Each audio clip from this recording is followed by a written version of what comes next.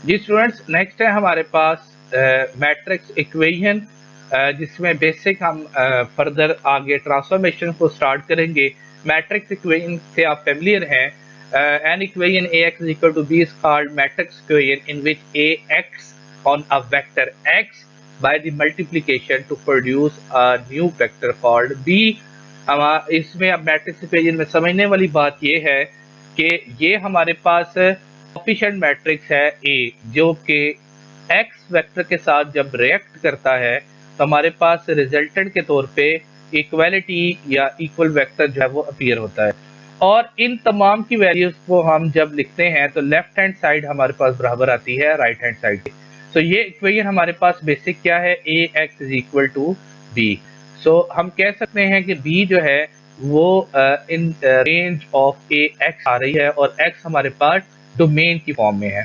सो अगर यही B equality 0 0 हो जाए जो कि होमोजीनियस फॉर्म बन जाएगी, तो वो ये केस बनेगा A U is equal to 0, A U is equal to 0। अब ये ए यू एक वेक्टर है जिसको हमने रिप्लेस कर दिया एक्स के साथ। अब यू भी डोमेन में है और ये कोफिशिएंट मैट्रिक्स जब इसके साथ रिएक्ट करेगा तो हमारे पास ये इक्वेशन बनेगी A U is equal to 0, A U is equal to 0। So solution of the ax consists of those vector x in the domain, जैसे मैंने पहले बताया, that are transformed into the vector b in the range, जो कि transform होगी vector b की range में। Basically transform क्या होगी, हम इन x की वैल्यूज जो डोमेन में आ रही हैं फाइंड आउट करते हैं और कोफिशिएंट मैट्रिक्स के साथ जब हम इसे लिखते हैं तो दोनों का जो है कॉम्बिनेशन वो बराबर आती है बी के, जो कि हमारे पास आउटपुट की फॉर्म में गिवन है, रेंज की फॉर्म में गिवन है।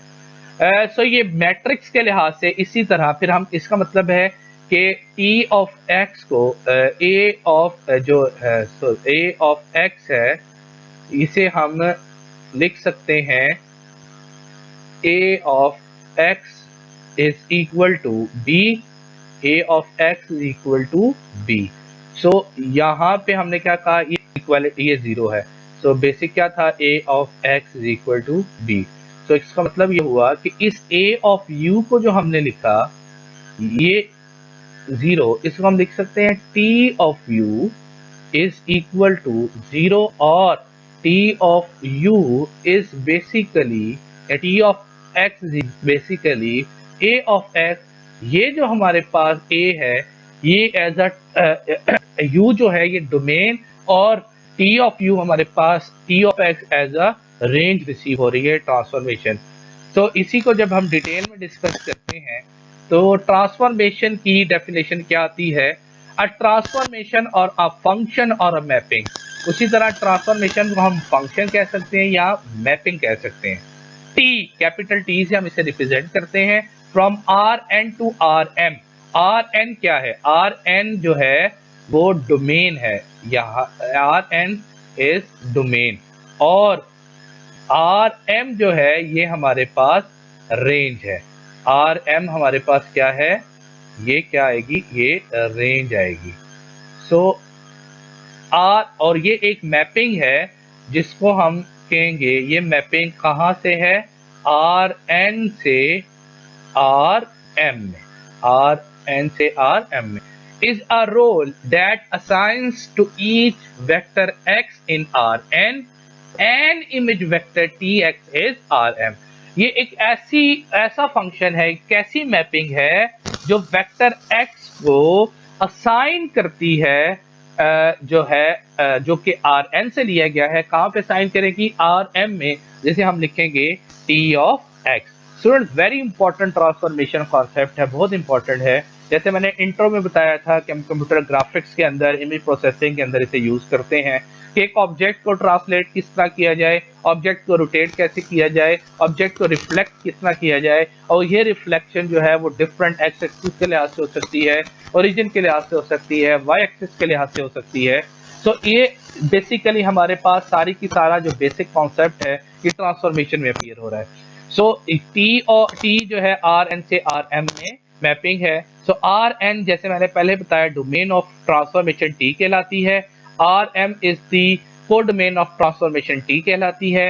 एक्स बिलोंग करता है आर एन को, और तमाम के तमाम सेट ऑफ ऑल इमेजेस जो टी ऑफ एक्स की फॉर्म में रिसीव होंगे, T of X one, T of X two, T of X N कह सकते हैं, is called the range of transformation T. और इसको हम क्या कहते हैं? The image vector T, image of vector T X, या image of X under the transformation T, image of X under the transformation T. जैसे ए ऑफ एक्स को हम कहते हैं image of X under the matrix A, और coefficient हमारे पास matrix क्या आता है? ए आता है ना एक्स का। तो यहाँ पे भी हम समथिंग लाइक दिस कि हम ट्रांसफॉर्मेशन जो है image of X under transformation T, बिल्कुल उसी तरह स्टूडेंट्स जैसे आप रिकॉल करें सेट में अगर हमारे पास ए बी सी डी 1 2 3 4 5, हम फंक्शन उस वक्त कहेंगे function of y is a function of x जब हमारे पास यहाँ पे बेसिक चार कंडीशन जो है वो फुलफिल होती है। पहली, सेट ए का हर एलिमेंट सेट बी के एलिमेंट के ऊपर मैप्ड होना चाहिए, कोई भी फ्री एलिमेंट यहाँ पे नहीं होना चाहिए। यहाँ पे भी इसी तरह है कि x की तमाम के तमाम हमारे पास मैपिंग मौजूद होनी चाहिए। फर्क सिर्फ और सिर्फ ये है कि x भी वेक्टर है और हमारे p ऑफ x भी ट्रांसफॉर्मेशन हमारे पास रेंज ऑफ जो है वो वेक्टर की फॉर्म में अपीयर हो रही है, जो Rm में हम उसे कंसिडर करेंगे। सो सेट A का हर एलिमेंट मैप्ड होना चाहिए। नंबर 2, जरूरी नहीं कि सेट B के हर एलिमेंट के ऊपर मैपिंग हो। अब नंबर 3, सेट A का हर एलिमेंट एक ही इमेज के ऊपर मैप होना चाहिए, उसकी एक ही आउटपुट होनी चाहिए और एक ही हमारे पास जो है वो मैप्ड होना चाहिए। हाँ, ये हो सकता है कि जो सेट ए के एलिमेंट है वो एक नंबर के ऊपर मैप्ड हो।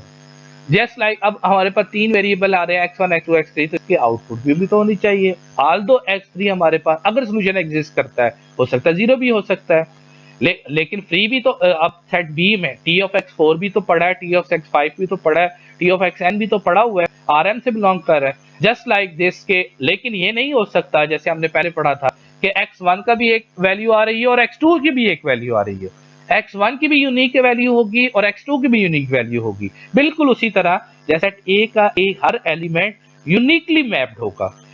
फॉर एग्जांपल अगर मैं आपको एग्जांपल दूं,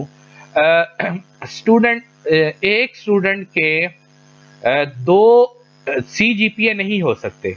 हाँ, ये हो सकता है कि दो स्टूडेंट का सेम CGPA हो।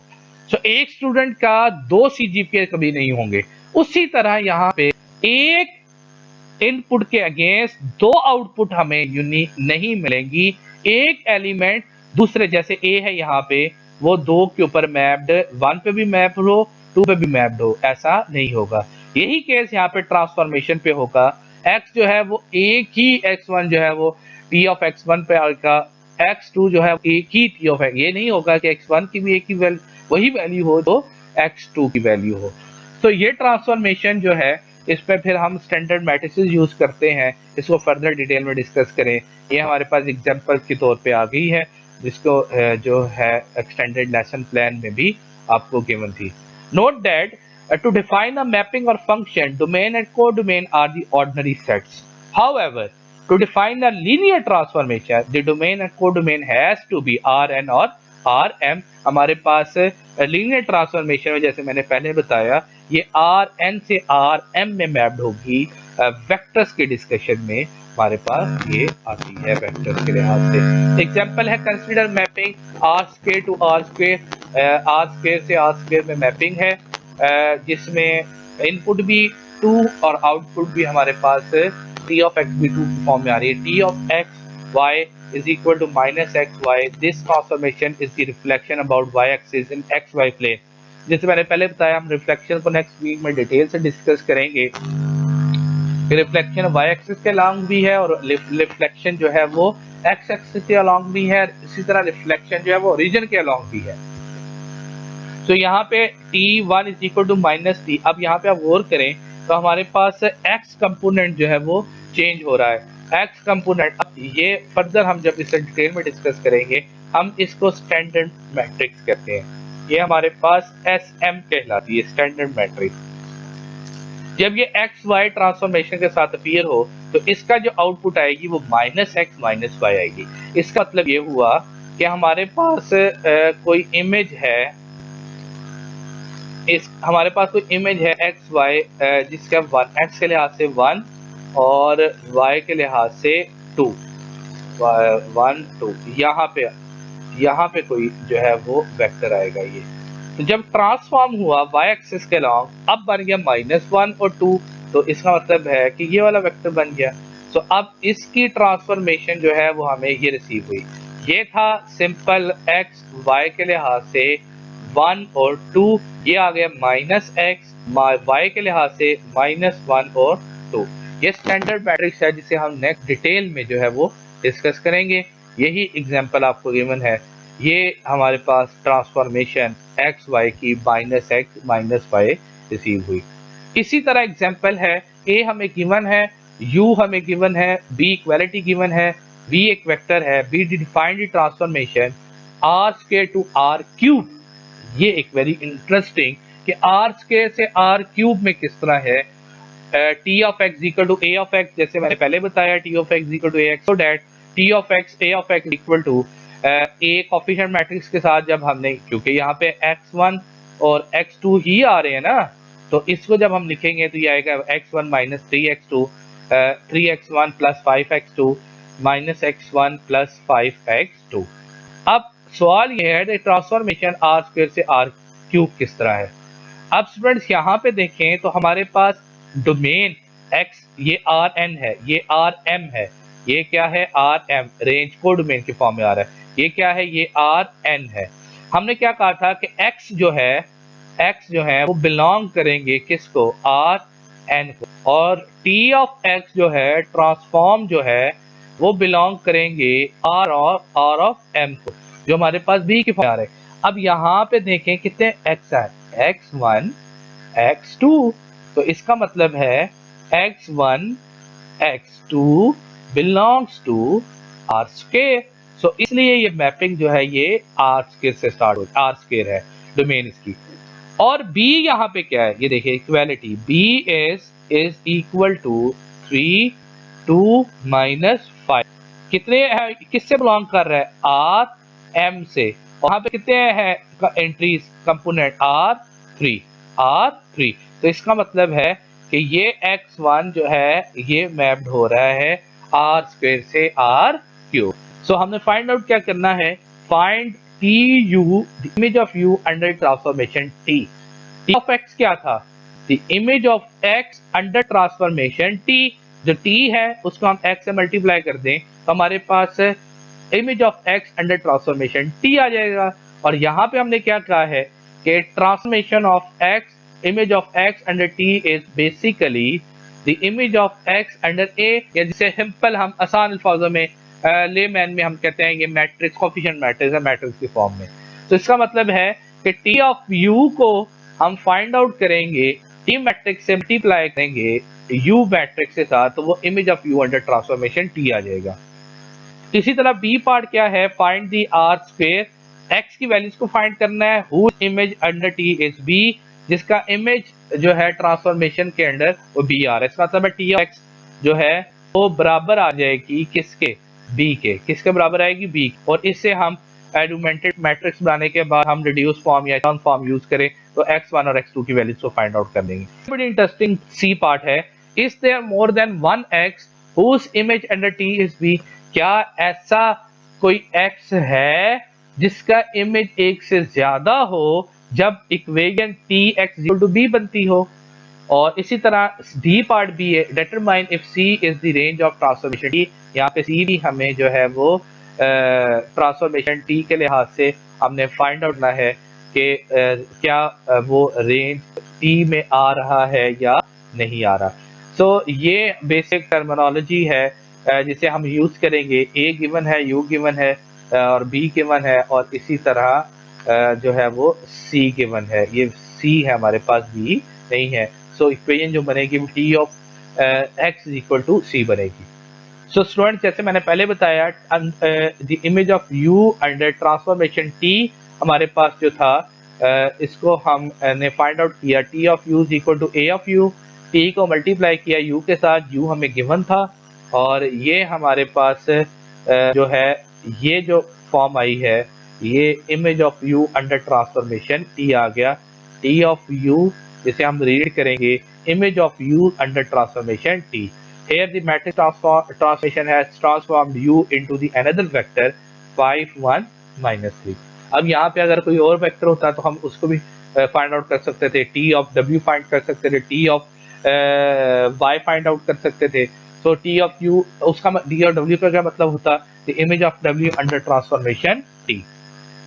बी पार्ट की तरफ आए तो बी पार्ट में हमारे पास क्या है हमने x की वैल्यू फाइंड आउट करनी है जब equation t of x equal to b है। तो उसी तरह t जो कि a है हमारे पास x1 x2 r स्क्वायर से बिलोंग कर रहा है इज इक्वल टू 3 2 -1 लिख दिया। इसी की आर्गुमेंटेड फॉर्म लिखी, इसी को सॉल्व किया तो हमारे पास रो ऑपरेशंस के लिहाज से इससे आप फेमिलियर हैं। रो ऑपरेशंस के लिहाज से सॉल्व किया तो x2 नीचे वाली रो सारी की सारी जीरो होगी। फ्री वेरिएबल है आप लिखें या ना, लेकिन नेक्स्ट रो के लिहाज से हमारे पास डायरेक्ट वैल्यू रिसीव हो रही है। x2 की वैल्यू -0.5 आ गई और x1 की वैल्यू हमारे पास 1.5 आ गई। तो ये हमारे पास इमेज आ गया उसका जो है जो हमने फाइंड आउट किया है x की वैल्यूज, x हमारे पास 1.5 आ गया और x2 हमारे पास -0.5 आ गया। Image of x under transformation t is given by the vector b। जब हमारे पास इमेज जो इक्वेशन है वो T of x equal to b है तो तब x1 और x2 की वैल्यू 1.5 और -0.5 आ गई। अब स्टूडेंट यहाँ से अब अगर आप गौर से देखें तो x1 की क्या यूनिक वैल्यू है या नहीं है, इसी तरह x2 की वैल्यू यूनिक है या नहीं है। ये यूनिक वैल्यू अपीयर हो रही है। हमने स्टार्टिंग से यही कहा कि लीनियर इक्वेशन है हमारे पास सोचा, अभी मैंने सेट में भी आपको बताया कि आउटपुट हमारे पास यूनिक आएगी। सो इसका मतलब ये हुआ कि सी पार्ट में जो क्वेश्चन था कि क्या x की एक से ज्यादा वैल्यूज आ सकती हैं जब equation t of x equal to b होगा, तो उसका मतलब है नो। उसकी वैल्यू में क्या लिखेंगे हम आंसर में, नो, कि उसकी वैल्यू हमारे पास जो है यूनिक वैल्यू ही हमें रिसीव होगी। It is clear the equation from one has unique solution, so there is exactly one x whose image is b। इसका टेक्निक का मतलब क्या होगा कि x का एक ही इमेज है b, एक ही इमेज के अलोंग हमारे पास वैल्यू रिसीव हो रही है, दो नहीं है। इसी तरह हमने फाइंड आउट करना था सी पार्ट में, डी पार्ट में सॉरी, हमारे पास एक और वेक्टर था c जिसकी इक्वेशन हमारे पास बनती है t of x is equal to c। हम इसको सॉल्व कर लेंगे, देखेंगे क्या x का इमेज अंडर c है या नहीं है। तो हमने सॉल्व किया तो यहाँ से लास्ट हमारे पास जो इक्वेशन आ रही है इससे पता चल रहा है सोल्यूशन एग्जिस्ट नहीं करेगा। क्यों? 0 इज नॉट इक्वल टू -35। हाँ ये हो सकता है 35 इक्वल टू 0 तो हो सकता था कि हमारे पास x3 वैल्यू 0 आ रही है, लेकिन 0 is not equal to variable है ही नहीं है, तो x0 is not equal to -35। So solution ही एग्जिस्ट नहीं कर रहा, तो ट्रांसफॉर्मेशन कहाँ से होगी? तो ट्रांसफॉर्मेशन हमारे पास इस फॉर्म में नहीं होगी। तो हम रिजल्टेंट में क्या लिखेंगे कि हम इस केस में हमारे पास ट्रांसफॉर्मेशन जो है वो नहीं है, तो इसलिए हम ये जो image of x under c वो है वो एग्जिस्ट नहीं करता।